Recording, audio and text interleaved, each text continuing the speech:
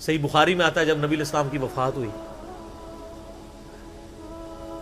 تو حضرت عمر نے تلوار نکال لی کہ میں اس کی گردن کاٹ دوں گا جو کہے گا کہ نبی علیہ السلام فوت ہو گیا۔ ان کا یہ عقیدہ تھا کہ جس طرح موسیٰ علیہ السلام 40 دن کے لیے کوہ طور پہ گئے ہیں، نبی علیہ السلام بھی ڈورمنٹ پوزیشن میں چلے گئے ہیں، واپس آ جائیں گے، کیونکہ انہوں نے نبی علیہ السلام سے سنا تھا کہ رومن اور پرشین امپائر گرے گی، تو وہ یہ فورس ہی کرتے تھے ابھی تو کسرا کی جنگیں ہم نے لڑی نہیں ہیں، تو حضور اس سے پہلے کیسے دنیا سے جا سکتے ہیں؟ لیکن اللہ نے تو آپ کو پروفٹ بنوانا تھا نا، کہ آپ کے جانے کے بعد فتوحات کروانی تھی، تاکہ پتہ چلے کہ پیچھے اللہ کھڑا ہے۔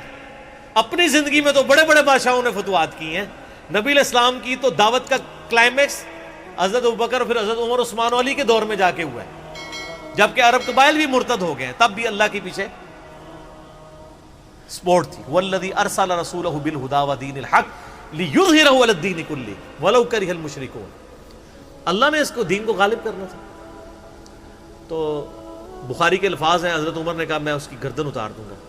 حضرت ابوبکر آئے، انہوں نے حضرت عمر کو دیکھا، اگنور کر کے سیدھا حجرہ عائشہ میں گئے، نبی علیہ السلام کے مبارک کفن کو ہٹا کے آپ کے ماتھے پہ بوسہ دیا اور کہا یا رسول اللہ آپ پہ 2 موتیں جمع نہیں کرے گا، ایک موت تو سب کے نصیب میں ہے، اب تو ہمیشہ کی زندگی آپ کو اللہ نے آخرت کی دے دی ہے۔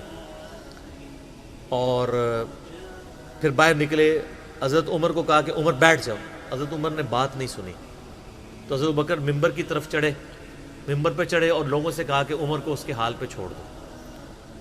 حدیث کے الفاظ ہیں کہ لوگ حضرت بکر کا ریگارڈ باقی اصحاب سے زیادہ کرتے تھے، حضرت عمر کو تنہا چھوڑ کے لوگ حضرت ابو بکر کی طرف متوجہ ہو گئے۔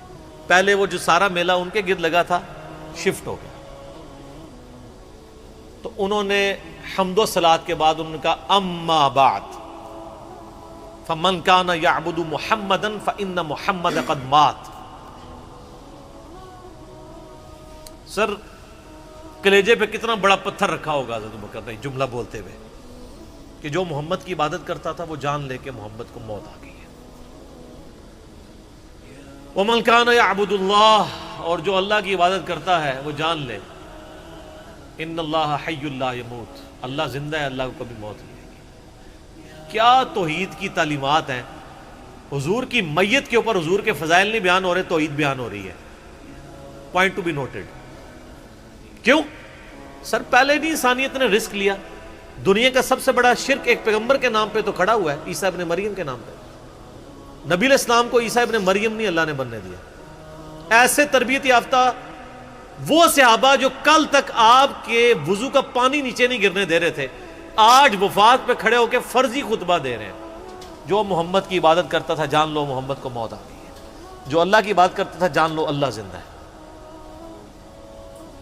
پھر آیت بھی پڑھی، صرف فرضی جملہ نہیں بولا۔ آپ تو کہہ رہے ہیں شرک ختم ہو گیا، حضرت بکر جب شروع نہیں ہوا تھا اس وقت بھی کہہ رہے تھے کہ نبی علیہ السلام کو کسی نے خدا نہیں بنانا، کیونکہ بخاری کی حدیث ہے، دیکھنا میری شان کو اس طرح بلند نہ کرنا جس طرح عیسیٰ ابن مریم کو لوگوں نے کیا۔ میں اللہ کا بندہ اور اس کا رسول ہوں، مجھے اللہ کا بندہ اور اس کا رسول ہی کہنا۔ سر وارفتگی، دیوانگی، عشق کی ساری کیفیت حضور کی وفات کے بعد بالکل چینج ہوگی۔ صحابہ کی ہونا تو چاہیے تھا جو وضو کا پانی نہیں گرنے دے رہے تھے جا کے قبر کی مٹی چاٹنا شروع کر دیتے، ایسا نہیں ہوا۔ وہ تعلیمات کی باؤنڈریز کو کراس نہیں کرتے تھے۔ تو پھر انہوں نے آیت پڑھی، سورہ آل عمران آیت نمبر 144، وما محمد الا رسول قد خلت من قبلہ الرسل افإن مات او قتل انقلبتم علی اعقابکم۔ محمد تو نہیں مگر ایک رسول ہی، اگر یہ فوت ہو جائیں یا دین جو جنگ میں قتل کر دیے جائیں، شہید ہو جائیں، کیا تم دین سے الٹے قدم پھر جاؤ گے؟ جو کوئی دین سے الٹے قدم پھیرے گا اللہ کا کوئی نقصان نہیں کرے گا، اور اللہ ثابت قدم رہنے والوں کو جزا دے گا۔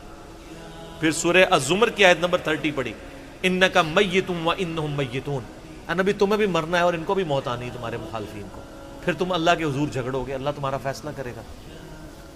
یہ سیدنا ابوبکر کی حضور کی وفات کے وقت استقامت تھی۔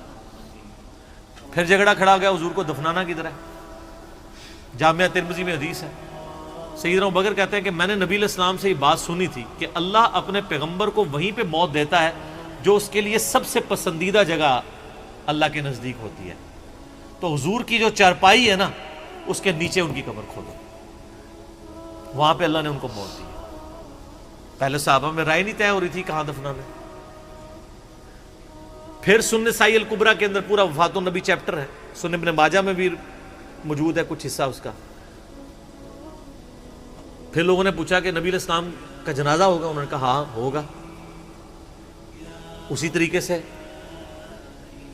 تکبیر کہو اور سورہ فاتحہ اور اس کے بعد درود شریف اور اس طریقے سے 4 تکبیرات پڑھو۔ لیکن ایک فرق تھا کہ نبی علیہ السلام کو پروٹوکول صحابہ نے دیا ہے کہ آپ کی جو جنازے کی نماز ہے نا وہ جماعت کے ساتھ نہیں ہوئی۔ صحابہ نے یہ پروٹوکول دیا کہ حضور کی میت کی موجودگی میں بھی کوئی شخص امامت نہ کروائے۔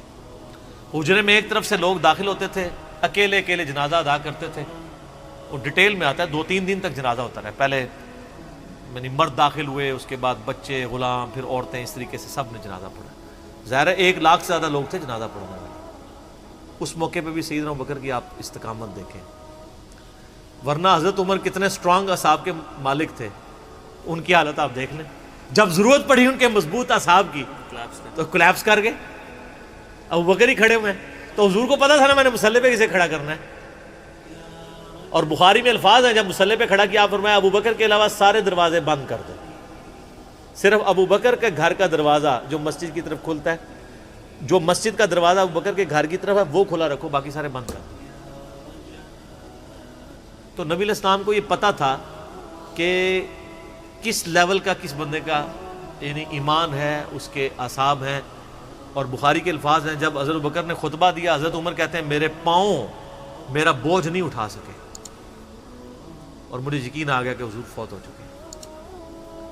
یہاں قرآن و حدیث سن کے کسی کے کان پہ جوں تک نہیں رنگتی، وہاں پہ حضرت ابوبکر کا خطبہ اور آیات سن کے حضرت عمر کہہ رہے ہیں کہ میرے پاؤں میرا بوجھ نہیں اٹھا سکے، کہ یہ تو واقعی یہ تو قرآن کی آیت۔ اور اس میں بخاری مسلم صحیح بخاری میں الفاظ ہیں کئی دن تک ہم جب بھی صحابہ ایک دوسرے کو ملتے تھے تو یہی آیت سنایا کرتے تھے، وما محمد الا رسول قد خلت من قبلہ الرسل افئن مات او قتل انقلبتم علی اعقابکم، کہ محمد تو نہیں مگر ایک رسول، انہیں بھی تو موت آنی ہے، تاکہ ہمیں یہ یقین آ جائے کہ حضور دنیا سے چلے گئے۔ تو یہ صحابہ کرام علیہم رضوان کی نبی علیہ السلام کے ساتھ عقیدت تھی، اور سیدنا ابوبکر آپ کو بالکل صف اول میں نظر آئیں گے، ٹاپ آف دا لسٹ، معاملات کو ہینڈل کرنے میں، چیزوں کو بالکل من و سنت کے مطابق ڈھالنے میں، اور ہر معاملے میں رجوع لانے کے اوپر، اور اہل بیت کے ساتھ کمٹمنٹ کے اوپر، ہر مسئلے میں آپ کو حضرت ابوبکر صدیق کی قربانیاں ٹاپ آف دا لسٹ نظر آئیں گی۔ تو بات کہاں سے کہاں شروع ہوئی، فی البدی میں تو اور گھنٹوں بول سکتا ہوں، مجھے اتنی حدیثیں یاد ہیں یہ فضائل کے اعتبار سے۔ آخر میں حصول برکت کے لیے میں وہ حدیث بیان کروں گا جو میں اکثر بیان کرتا ہوں۔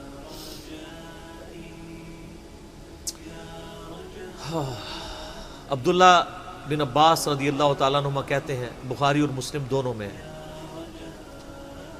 کہ سیدنا عمر کی میت رکھی ہوئی تھی اور لوگ آ کے ان کی میت پہ سلام پڑھ رہے تھے، اور اپنے اپنے انداز میں خراج تحسین پیش کر رہے تھے کہ اس شخص کی وجہ سے اسلام کو کیا عروج ملا۔ تو کہتے ہیں اتنے میں میں نے محسوس کیا کہ ایک شخص میرے پیچھے آ کے کھڑا ہوا اور اس نے میرے کندھے پہ یوں کونی رکھی، میری پیٹھ اس کی جانب تھی، اس نے کونی میرے کندھے پہ یوں رکھی، اور حضرت عمر کی میت سے مخاطب ہو کے کہنے لگا کہ اے عمر اللہ تجھ پہ رحم فرمائے، تو روئے ارض پہ ان لوگوں میں سے ایک شخص تھا کہ میری بھی خواہش تھی کہ میں ان اعمال کے ساتھ اللہ کے حضور پیش ہوتا، کہ اگر اللہ کے حضور پیش ہونے کے لیے مجھے بہترین اعمال چاہیے تو تیرے اعمال۔ ظاہر ہے جی رومن اور پرشین امپائر گری ہے، کس لیول کا عروج، کیونکہ میں نے رسول اللہ صلی اللہ علیہ وآلہ وسلم سے بارہا سنا تھا، میں ابو بکر اور عمر داخل ہوئے، میں ابو بکر اور عمر نکلے، میں ابو بکر اور عمر نے یہ کیا، تو مجھے بڑی امید تھی کہ تم اپنے 2 ساتھیوں سے جا ملو گے، یعنی رسول اللہ اور ابو بکر کے ساتھ صلی اللہ علیہ وآلہ وسلم رضی اللہ تعالیٰ۔ تو یعنی نبی علیہ السلام کے بعد سیدنا ابو بکر اور پھر حضرت عمر بھی وہیں پہ پہنچ گئے۔ تو مجھے نبی علیہ السلام کے اس فرمان سے لگتا تھا جس طرح آپ اپنی زندگی میں کہتے تھے نا، میں ابو بکر عمر، میں ابو بکر عمر، میں ابو بکر عمر، مجھے پتا تھا تم نے جا کے انہی سے ہی ملنا ہے جا کے، اور دیکھ لیں قبر بھی پھر ساتھ بنے گی دونوں کی۔ تو عبداللہ ابن عباس کہتے ہیں کہ میں نے جب یوں مڑ کے دیکھا تو وہ سیدنا علی بن ابی طالب تھے جو حضرت عمر کی میت کے اوپر یہ کلمات پڑھ رہے تھے، میں ابو بکر اور عمر، میں ابو بکر اور عمر رضی اللہ عنہم اجمعین وعلیہم السلام اجمعین۔